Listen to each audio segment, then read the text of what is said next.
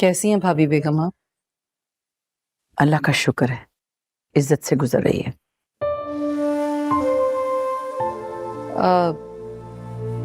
मुर्तसिम और मीरब नजर नहीं आ रहे।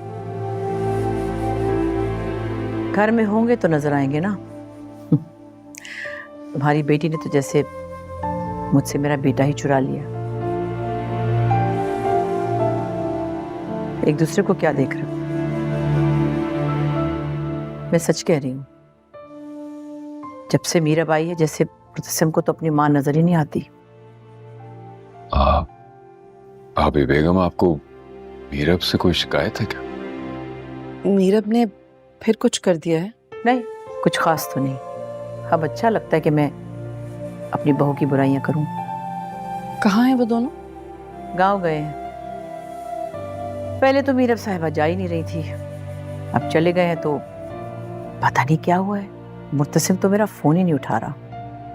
खास तुम ये मत समझना कि मैं तुम्हारी बेटी की शिकायतें कर रही हूँ। बस यूं ही तुम नजर आए तो अपने दिल का अहवाल कहने की कोशिश कर दी मैंने।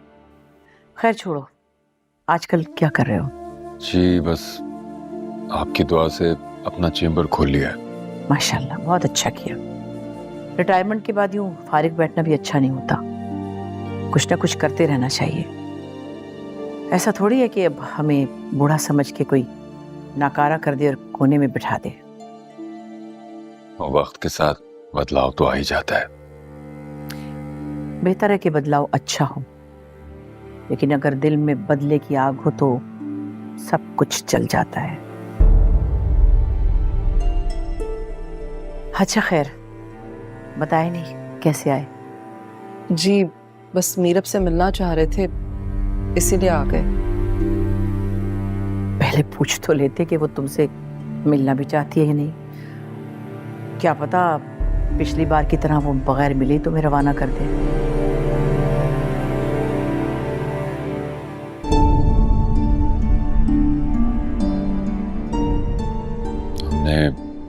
हमने सोचा भाभी बेगम कि आपकी प्यार और तवज्जो ने मीरब का गुस्सा ठंडा कर दिया होगा, इसीलिए चले आए। अगर आप कहेंगी तो हम चले जाएंगे। नहीं नहीं, तुम क्यों जाओगे? हमारा अपना घर है। सब कुछ बदला लेकिन हमारा रिश्ता नहीं बदला। मैं तो सिर्फ इतना चाहती हूँ कि तुम अपनी बेटी को समझाओ, उसका घर बसा रहे। तुम दोनों उसके माँ बाप हो, शायद तुम्हारे समझाने से कुछ समझ में आ जाए।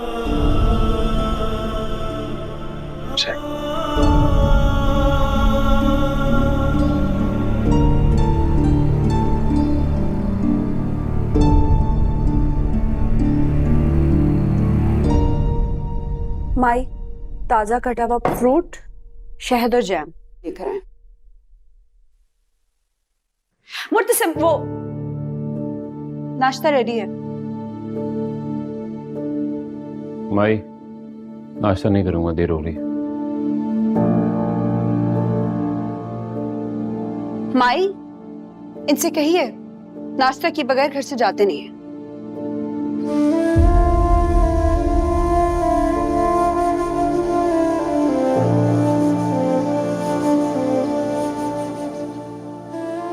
ना खाओ, कुछ भूखे मरो। देर हो रही है, नाश्ता नहीं करूंगा। ऊपर इंसान।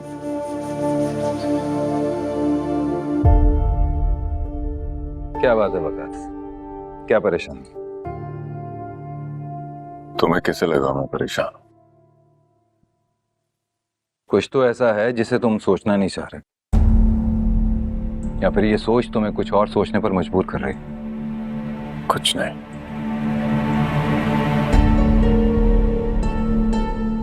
कुछ तो है वकास। अगर इसका ताल्लुक मीरब से है तो फिर मुझे पता होना चाहिए। मीरब की तो सोच है जो मुझे सुकून का सांस नहीं लेने दे रही। अगर तुम्हें उसकी याद आ रही है तो तुम गांव चले जाओ, या बात कुछ और? अनवर, मैंने मीरब को सब कुछ दिया, हर चीज, हर फैसिलिटी, लग्जरी, कोई रोक टोक नहीं। उस पे अंधा एतबार किया मैंने। वकास हुआ क्या है? एक लड़का है। कौन? रोहेल मीरब के साथ पढ़ता था। नीरव का उस लड़के से क्या ताल्लुक? देखो वकास, मैं उसका बाप हूं और यहां उसकी पर्दापोशी मुझसे ज्यादा बेहतर कोई नहीं कर सकता। बताओ मुझे। वो कहता है कि मीरब उससे मोहब्बत करती थी।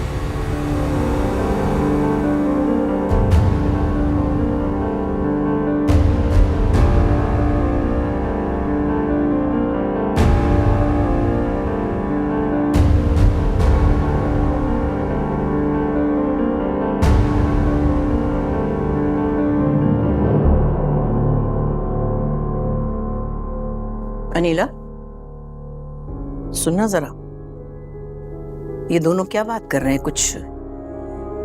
कुछ अंदाजा है तुम्हें?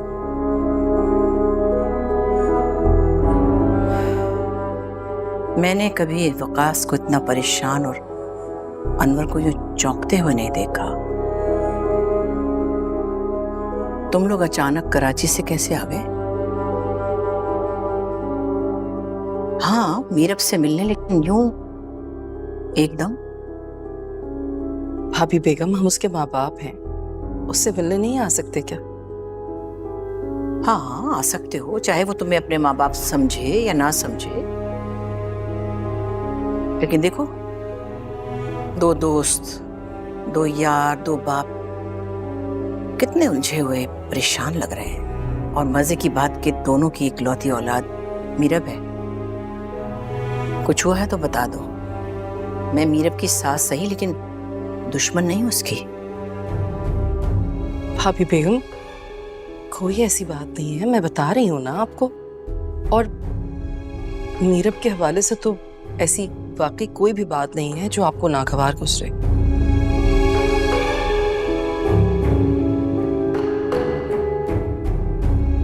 गोया मीरब के हवाले से जो भी बात होगी वो नागवारी होगी।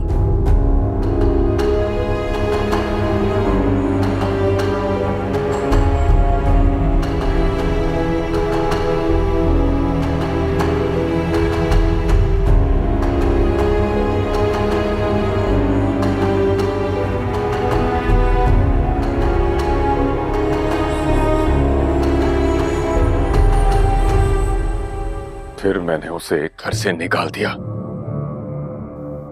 तो तुम मीरब से यहाँ पूछने आया? हाँ, मैं उसे पूछना चाहता हूँ, जब मैंने उस पर अंधा एतबार किया, उसने एतबार क्यों तोड़ा मेरा? मेरी नाक के नीचे ये मोहब्बत का खेल चलता रहा और मुझे कुछ मालूम नहीं। नहीं, वकास, ये गलती मत करना। तो क्या मैं चुप रहूं, उससे कुछ ना पूछूं? देखो वकास, अगर तुम उससे पूछोगे तो उसे पता चल जाएगा।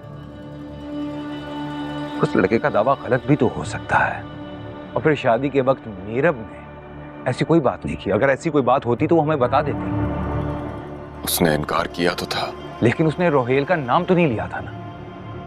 देखो, अभी उसका फोन बंद है, उसका किसी से कोई कांटेक्ट नहीं है। अगर तुम उससे बात करोगे तो हो सकता है कि बात बढ़ जाए, वो राब्ता करे उससे।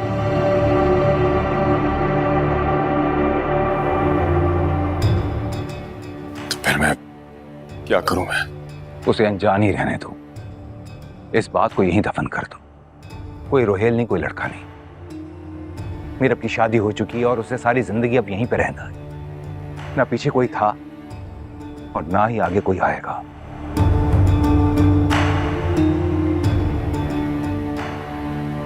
मैं संभाल लूंगा मैं।